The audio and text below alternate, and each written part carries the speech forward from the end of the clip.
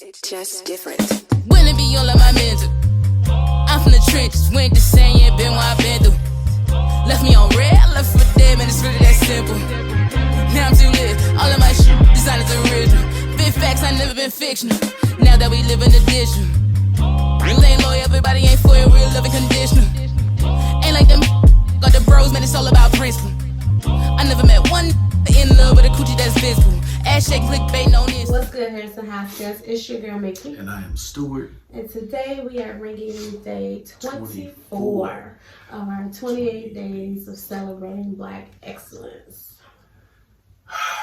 24. 24.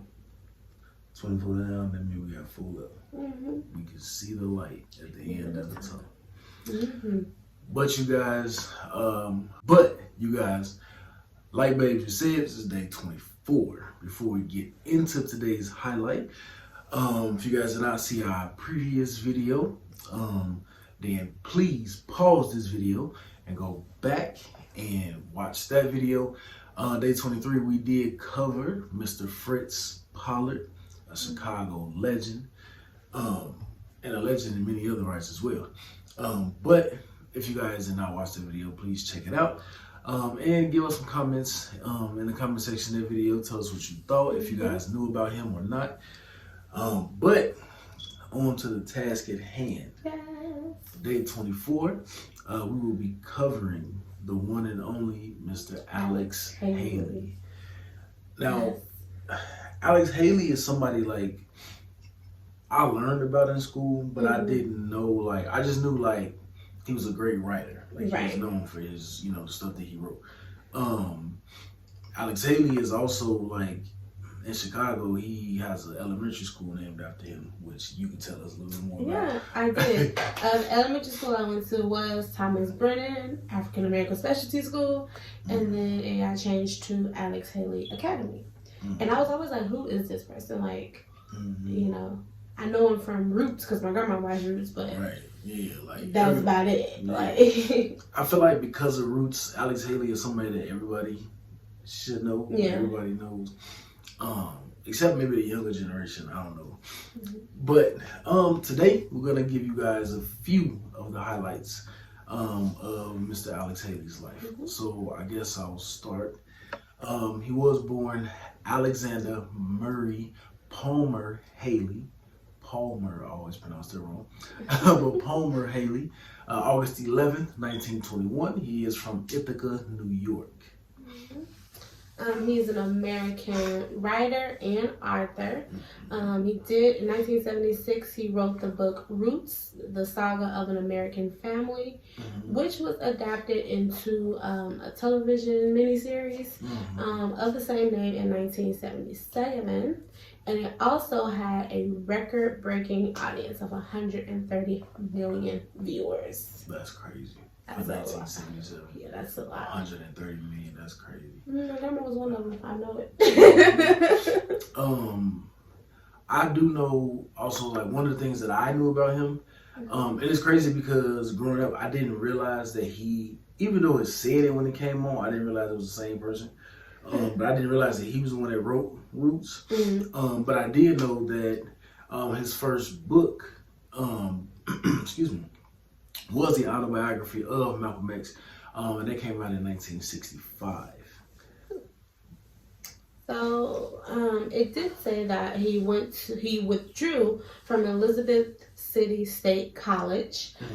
He did go to his first university at the age of 15. That's when he graduated high school. But then he transferred to this school, and he was just having some difficulty in school. So basically, his father said, "You know what? You need discipline and you need growth. Like, you need to grow up."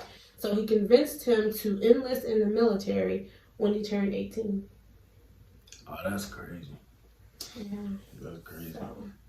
But I mean, I guess that's, in reading this, it was found out like this is one of them situations where it was kind of like your parent knew best. Because on May 24th, 1939, that's crazy. In 1939, he was 18 years old. That's crazy. But May 24th, 1939, he did begin what became almost 20-year career in the U.S. Coast Guard. So judging from that, like going into service and everything, and then all the other accomplishments that we're gonna name, it was like, I guess his father knew what was best for him. I guess you could say that. So he was the first chief journalist in the Coast Guard. Basically, he kept asking for like a journalism class or a writing class, and they kind of created this program specifically for him because of his writing talents and abilities. So I thought that was pretty unique, and he had to have definitely been in there writing up some good stuff for them to put this program together, especially for him. So. It almost make you wonder what type of stuff that we don't know about that he was writing. Yeah. But he did, once he retired from the Coast Guard, he did become a senior editor for Reader's Digest. And every Reader's Digest is it's one of them publications that's kind of like, as a kid, when you looked at it, it was like kind of bland, like, what is this thing? But growing up, then you start realizing like the significance of Reader's Digest. So to know that he was a senior editor for that, that's pretty dope. He did get like his big break in 1962 when he did an interview with musician Miles Davis and Playboy magazine creator Hugh Hefner. Hugh Hefner.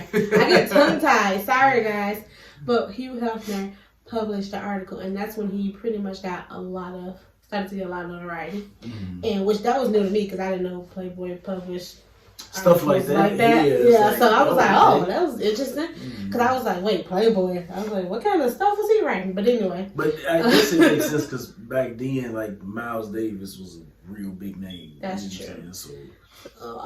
And also in this magazine, he also did interviews with Martin Luther King Jr., Muhammad Ali, Sammy Davis Jr., and football player Jim Brown. That's kind of crazy. Jim Brown not on our list, but you know. Yeah. That's kind of crazy. Maybe next year. But 1973, Alex Haley, he also wrote his only screenplay, which is Superfly TNT. The film did star and was also directed by Mr. Ron O'Neal. Everybody should know Ron O'Neal from a dumb black exploitation film. Definitely. He was in quite a few. He did also write the novel Mama Flora's Family. And in 1998, it was turned into a movie, which is where I first saw it.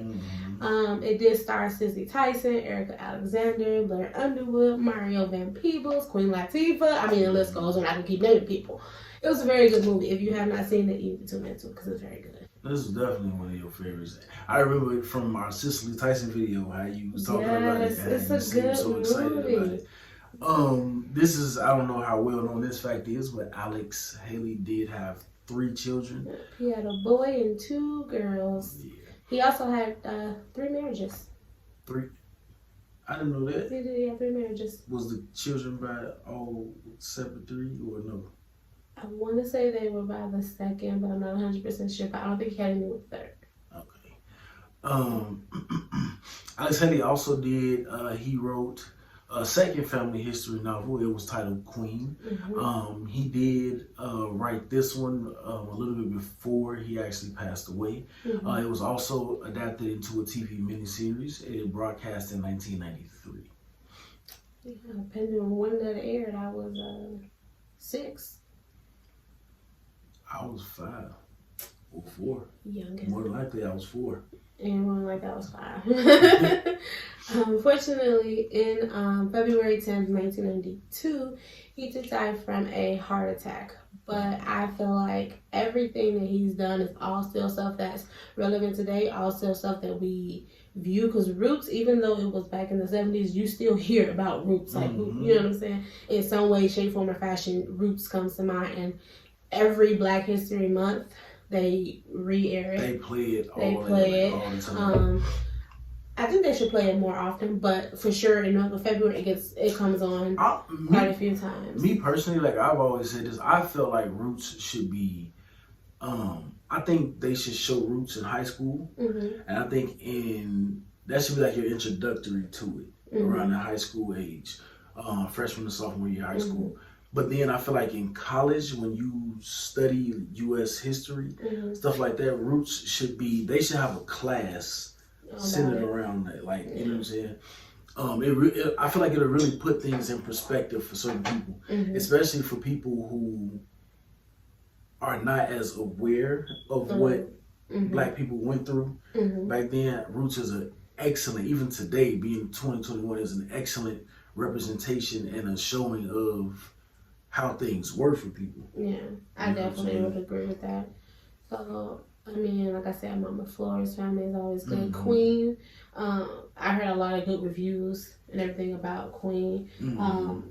But it's just to know that he even interviewed all these different people, even his autobiography of Muhammad Ali, Malcolm X was phenomenal. Superfly, didn't Superfly just recently get a remake a couple years ago? It did get a remake. Like, his works are still popping out here. Like the Alex Haley Academy is still there. It's still doing good. So it's, I mean, he's definitely a name that you know of, you've heard of, like. And I just felt like I wanted to know more about him, so that's why we kind of. Yeah, definitely. And he's somebody like the whole point of our list is doing people who don't get as much notoriety or recognition as some of the other people who we often study for Black History Month.